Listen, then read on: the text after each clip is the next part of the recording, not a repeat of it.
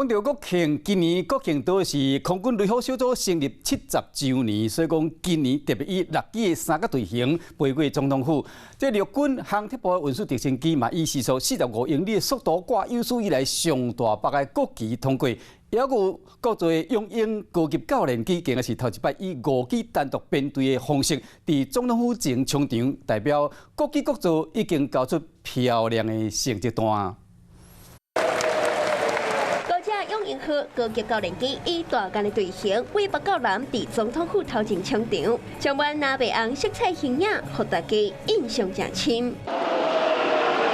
这嘛是用鹰高教机头一遍以单独编队形式参加国庆典礼，向定各级各座已经交出一份水开的成绩单。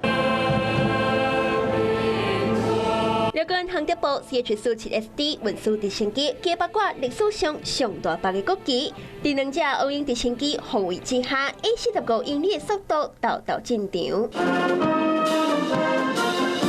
这面大把的国旗是由军备局指控9厂以线边降落伞布料特别制作，采用2001年以来的寸尺，18公尺长、12公尺宽、45公斤重，面积大概65平。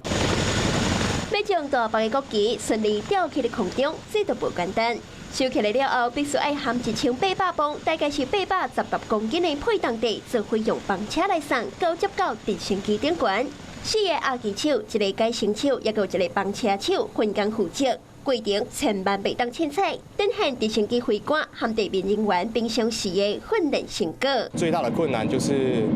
我们在地面飞行人员，我们前舱做飞行人员与地面吊挂作业组的配合，还有一个就是我们在通过总统府前，我们是要10点01分3动秒准时通过 on time， 前后误差不得超过3秒钟。